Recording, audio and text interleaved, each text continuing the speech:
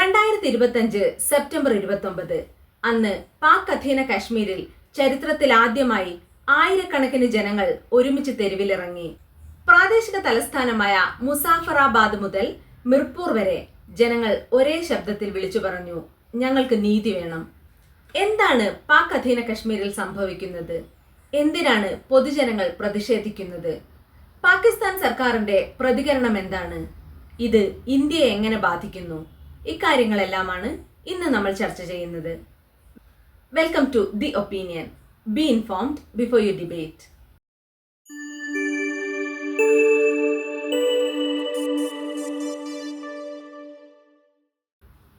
ആദ്യമായി എന്താണ് ഈ പാക് അധീന കശ്മീർ എന്ന് നോക്കാം. ഇത് കശ്മീരിന്റെ മറുവശമാണ്. പാകിസ്ഥാൻ സർക്കാരിന്റെ ഭരണത്തിന് കീഴിൽ കഴിയുന്ന കശ്മീരിന്റെ ഭാഗം.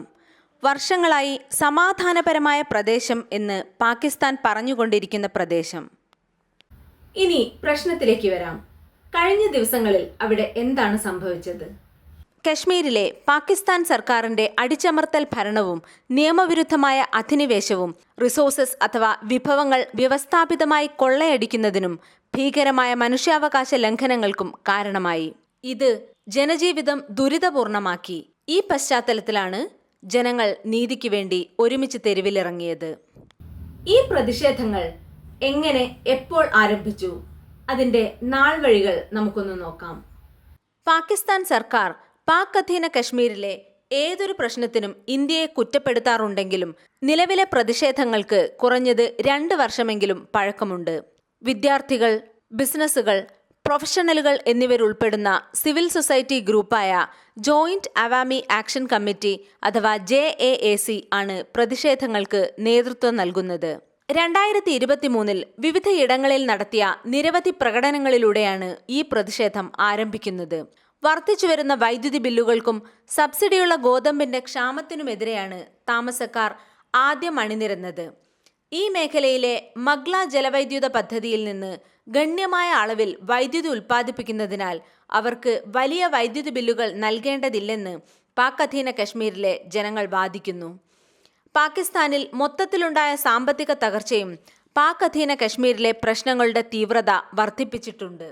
സർക്കാർ ഉദ്യോഗസ്ഥർക്ക് നൽകുന്ന അതിരുകവിഞ്ഞ ആനുകൂല്യങ്ങളാണ് മറ്റൊരു വിഷയം. ജോലിക്കും സാമ്പത്തിക സുരക്ഷയ്ക്കും വേണ്ടി നാട്ടുകാർ ബുദ്ധിമുട്ടുന്ന സമയത്ത് ഉദ്യോഗസ്ഥർക്ക് ഇഷ്ടം പോലെ വാഹനങ്ങൾ, സഹായികൾ, വലിയ സൗകര്യങ്ങൾ, ആഡംബരങ്ങൾ, ആനുകൂല്യങ്ങൾ ഇവയെല്ലാം ലഭിക്കുന്നു. 2024 മെയ് മാസത്തോടെ പ്രതിഷേധങ്ങൾ ശക്തമായി. പ്രകടനക്കാർ പ്രാദേശിക തലസ്ഥാനമായ മുസാഫറാബാദിലേക്ക് ലോങ് മാർച്ച് നടത്താൻ ശ്രമിച്ചു. ഇതേ തുടർന്നുണ്ടായ സംഘർഷത്തിൽ ഒരു പോലീസ് ഉദ്യോഗസ്ഥൻ ഉൾപ്പെടെ 5 പേർക്ക് ജീവൻ നഷ്ടപ്പെട്ടു. തുടർന്ന് പ്രധാനമന്ത്രി ഷഹബാസ് ഷെരീഫ് ഗോതമ്പിനും വൈദ്യുതിക്കും സബ്സിഡികൾ ഉൾപ്പെടെയുള്ള ഇളവുകളുടെ ഒരു പാക്കേജ് പ്രഖ്യാപിച്ചു. ഉദ്യോഗസ്ഥരുടെ ആനുകൂല്യങ്ങൾ പുനഃപരിശോധിക്കുന്നതിനായി ഒരു ജുഡീഷ്യൽ കമ്മീഷൻ രൂപീകരിച്ചു. ഇതേ തുടർന്ന് പ്രതിഷേധങ്ങൾ താൽക്കാലികമായി കെട്ടടങ്ങി. എന്നാൽ സർക്കാർ നൽകിയ ഉറപ്പുകൾ പാലിക്കുന്നതിൽ പരാജയപ്പെട്ടതോടെ വീണ്ടും അസ്വസ്ഥതകൾ പൊങ്ങി വന്നു തുടങ്ങി. സർക്കാരിനോടുള്ള അതൃപ്തി വീണ്ടും ഉയർന്നു. ഇത്തവണ ജോയിന്റ് അവാമി ആക്ഷൻ കമ്മിറ്റി സാമ്പത്തികം മുതൽ രാഷ്ട്രീയം വരെയുള്ള 38 ആവശ്യങ്ങളുടെ പട്ടികയാണ് മുന്നോട്ട് വെച്ചത്. ആരോഗ്യം, വിദ്യാഭ്യാസം, മറ്റ് അടിസ്ഥാന സൗകര്യങ്ങൾ എന്നിവ ഉറപ്പാക്കുക, മേഖലയിലെ ജലവൈദ്യുത പദ്ധതികളിൽ നിന്നുള്ള റോയൽറ്റി ഒഴിവാക്കുക, മുൻ പ്രകടനക്കാർക്കെതിരെ നിലവിലുള്ള കേസുകൾ പിൻവലിക്കുക എന്നിവ ഇവയിൽപ്പെടുന്നു. ഈ ആവശ്യങ്ങൾ ഉന്നയിച്ച് സെപ്റ്റംബർ 29 മുതൽ ജോയിന്റ് അവാമി ആക്ഷൻ കമ്മിറ്റി ഹർത്താലിന് ആഹ്വാനം ചെയ്തിരുന്നു. പ്രതിഷേധം ശക്തമായപ്പോൾ പാകിസ്ഥാൻ സർക്കാർ അതിനെ അടിച്ചമർത്താൻ ശ്രമിച്ചു. പോലീസ് വെടിവയ്പ്, വിദ്യാഭ്യാസ സ്ഥാപനങ്ങൾ അടച്ചുപൂട്ടൽ, ഇന്റർനെറ്റ് നിരോധനം എന്നിങ്ങനെ. ഇതെല്ലാം കാര്യങ്ങൾ കൂടുതൽ വഷളാക്കി. അക്രമങ്ങളിൽ 3 പോലീസുകാരുൾപ്പെടെ കുറഞ്ഞത് 10 പേരെങ്കിലും കൊല്ലപ്പെട്ടു. ഒടുവിൽ ദിവസങ്ങൾ നീണ്ടുനിന്ന അക്രമ സംഭവങ്ങൾക്കും നിരവധി റൗണ്ട് ചർച്ചകൾക്കും ശേഷം ഫെഡറൽ സർക്കാരും ജോയിന്റ് അവാമി ആക്ഷൻ കമ്മിറ്റി പ്രതിനിധികളും ഒരു സമവായ കരാറിൽ എത്തിച്ചേർന്നു. ഒക്ടോബർ 4 ശനിയാഴ്ച അവർ കരാറിൽ ഒപ്പുവെച്ചു.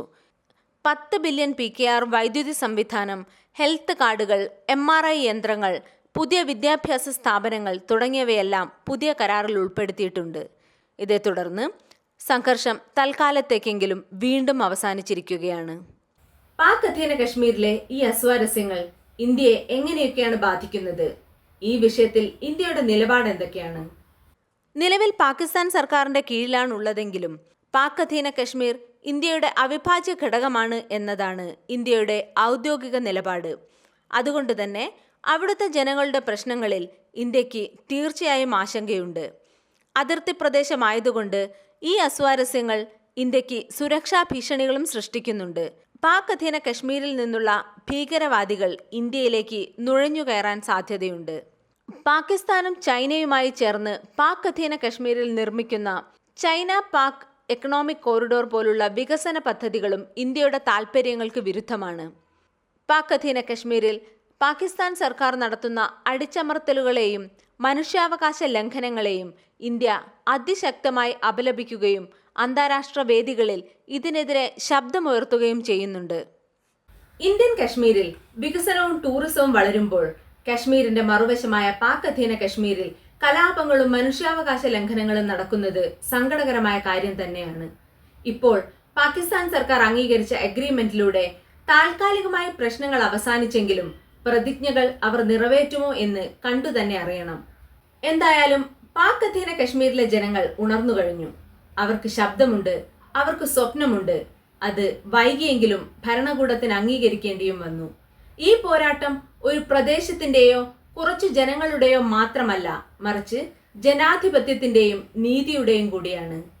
ജനങ്ങളുടെ ശബ്ദം എത്ര ശക്തമാണെന്നും അതിനെ ഒരു ഭരണകൂടത്തിനും അടിച്ചമർത്താൻ കഴിയില്ലെന്നും ഈ സംഭവം ഒരിക്കൽ കൂടി ലോകത്തെ ഓർമ്മിപ്പിക്കുന്നു. മറ്റൊരു വിഷയവുമായി വീണ്ടും വരാം. Thank you for watching.